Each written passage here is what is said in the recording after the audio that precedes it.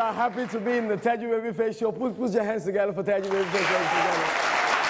Yeah. You know, Damola is my name, and I'm so proud of that name. You know, gone are the days that parents used to give their children names that are short like mine. I am Ade Damola. I can easily break my name into two. I can call myself Ade or what now? Damola. If you are Oluwa Femi, you can say what now? Femi. If you are Oluwa Sheun, you can say what now? Sheun. But nowadays, I don't know if you have observed, some parents give their children names that are lengthy. Some even combine English and Yoruba in their children's names. I asked the child recently, I said, what is your name? That one said, Oluwa favor me. I asked another one, what is your name? That one said, testimony Oluwa evident like me. I asked another one, what is your name? That one said, Eri Oluwa damiloju bang bang bang bang bang bang. Only one child. A woman had twins because she's a good Christian. She named them 1 Corinthians, 2 Corinthians. Another had twins and named them tithe and offering. So I started thinking about it, that if you have a child and you name the child the name as long as Oluwani Olushoagutomi, how do you want to break it? Will you call the child Oluwani? Or you call the child Olusho? Or you call the child Aguton? So that when you're passing by, you just say, Mommy Aguton.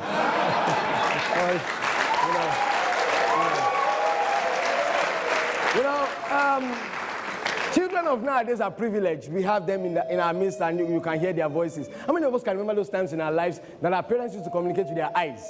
Your mother looks at you, you get the message. If she blinked her eyes twice, the meaning is comport yourself. If she blinked her eyes 2-3 times, the meaning is sit down somewhere. If she blink her eyes 4 times, the meaning is we'll meet at home. You will now be very humble.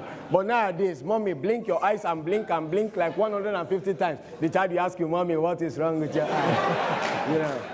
You know, and things are changing every day. Gone are the days when couples call themselves certain names. In the past, a man can look at his wife and call her Mommy Tosin, Daddy Femi, Yaron, okay? Nowadays, we call our spouses fine names. A full-grown, matured man, 40 years old, the wife can look at him from head to toe and call him baby. Boo, baby boo, baby boo boo, babe. So when you are driving by and you see a car with a tag baby on board, we may not be talking about our child, we'll be talking about our spouse. So I started thinking about it, that if a man calls his wife baby, and the wife calls her husband baby, so when they have a baby, what do they call that one? Offspring, or descendant, or fruit of the womb. My father is 65, my mom is 60. He got back from church one day, looked at my mom and said, baby. My mom said, Talobi, ma, who get back? You know.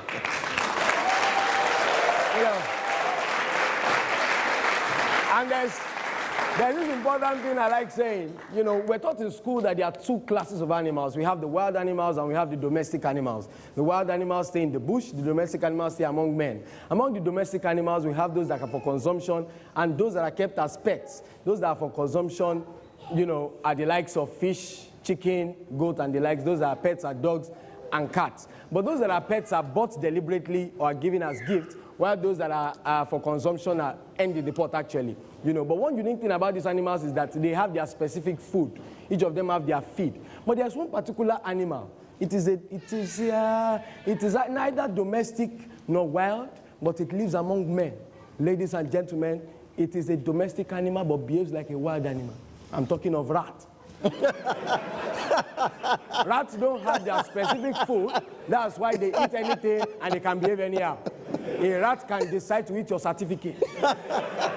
It will first eat the signature of your vice chancellor. It can first eat the signature of your vice chancellor. If you went to Unilag, it can eat uni and leave lag. If you had a 2-1, it can eat 2 and leave 1. A rat can decide to eat a wire that has electricity in it and nothing will happen to it.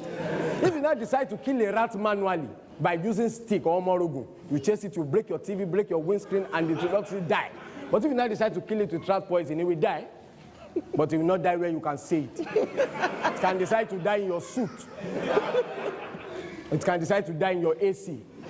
By the time you turn it on, there's a special release. By the time you now find it, by the time you find it, you say, okay, as you find it, you don't know it has given birth to 12. So the journey continues. But finally, before I leave, you know, there's one problem that we have in the country that I believe is getting better and it's going to continue to get better. You know, the problem of electricity. I tell people that the type of gen you use in your house will determine a lot of things. Use a very big gen, you buy things in bulk. Fuel, 10,000. engine oil 5,000. NEPA should take light, it's not a problem. You tell your last born that is 2 years old, turn on the gen, that one press the remote control from inside and the gen will respond outside. But you see all those small gens, we buy things briefly. Fuel 300, engine oil 15 naira. If NEPA should take light, everybody in the house will use at the same time. It's not because there's no fuel, but who wants to pull it? Mommy in the house will now say, Daddy, you know there was in neighbor in Toronto, who wants to pull the gen? You will now go and call your neighbor. The first thing your neighbor is going to do is that he will look at the gen, he will look at you, and he will reverse. Then he will walk towards the gen and ask, Ojo will let her last. You said it before yesterday. You said, don't worry to work. He will now start, he will now start asking question. Is there fuel there? You said there's fuel. Is there water inside? Water is inside. And you are sure it is working? Yes, it is working. You now say, shift back, let breeze blow on it. That is how these gens always behave. You start the process again. Everybody will say, okay, you will just take 5 steps. As you are about to open your door, you just say, Damola is my name. Thank you very much.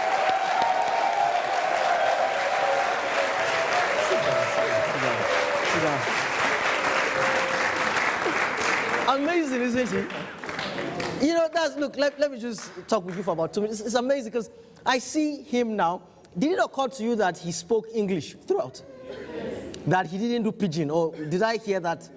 Wrong, but you see, so you're doing this now, and I'm so proud. If you started when I started, you would have had problems. Because I started at a time when comedy had to be done in pidgin. In fact, I had that fight with a friend of mine who was a comedian who had started slightly before me, and so he was more successful than I was. And I remember telling him that his career would have a limit if he didn't do it in English. And he argued with me that comedy in Nigeria could not be done in anything but pidgin.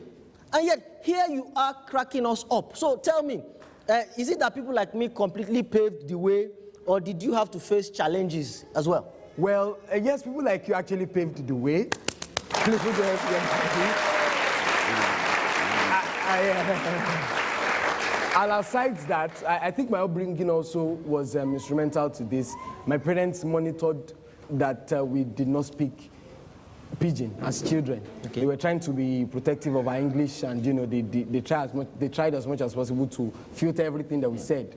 And so it informed the way I communicate, the way I talk. That's why I speak English well, and you know, with touches of my native language, Yoruba. So, you know, I don't know how to speak pidgin actually. Really? I can't. Okay. If I try cracking jokes in pidgin, I'll mess up. Okay, that's where I'm different from you. Even though I did my craft in English, I could actually, in fact, for the longest time at the start of my career, quite a lot of people actually thought I was from the Niger Delta. Wow. Because I had to blend to survive in the big boss. So I think do the pidgin thing very well.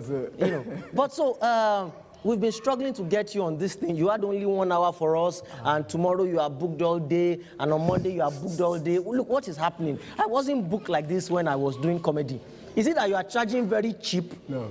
Or you are so good that they are paying you, they just want you? I mean, what is happening? Well, I just try to develop myself all the time. Yeah. And people see me as somebody that can add value to the events. Yeah. And I'm not cheap, actually. I'm not cheap. I get well paid for my events. And people actually pay well. Okay. I turn down a good number of them that don't really help me. You tell your boy, help me. I actually turn down some that, you know, don't want to pay. I don't do it out of the quest for money here and there. Okay. No, I have my standards. Those that know me know that I have my standards. I have my limits. Okay. So are you a graduate? Yes, I graduated 2012 first degree in Osun State University, and then 2014 University of Ibadan master's degree. Well, you have a master's? And I'm on my PhD as well. I'm actually on my PhD in the University of Lagos. To that degree, you're my bros. You have master's and you're on your PhD. Why are you doing all these things? Are you not a comedian? Yes, I am actually, but I also have an academic side. You know, I have an academic side also. I do some research, I do some teaching, some lecturing actually, and I also write papers. So as much as I'm doing comedy, I'm anchoring events, I also have that side that, you know, I'm actually enjoying my passions on both sides. And, you know, awesome. All right, what's your social media handle, your Instagram handle, so they can follow you? Okay, on Instagram, at Damola is my name. On Instagram, at Damola is my name. Yeah, like that's his first joke, so you can break it down into the name, whether Damola is my or name. So, at Damola is my name. And then on Twitter, it is Comedian Damola. And then on Facebook, it is Damola Comedian. So all right, Damola, before I let you go, okay, my partners at Hayat Kimia, the maker of Familiar Perfume Tissues, they asked me to give you this box of Familiar Perfume Tissues and give it to you. All right? Thanks a lot for coming. Thank you very much. God bless you. Thank you very much. All right, stay with us. We'll be back after these messages. Please take us out, Shegun Johnson. You have been wondering why they have been standing there since. This is Shegun Johnson and the Shegun Johnson Band, and that is DJ Frank. All right, take us out. Yes,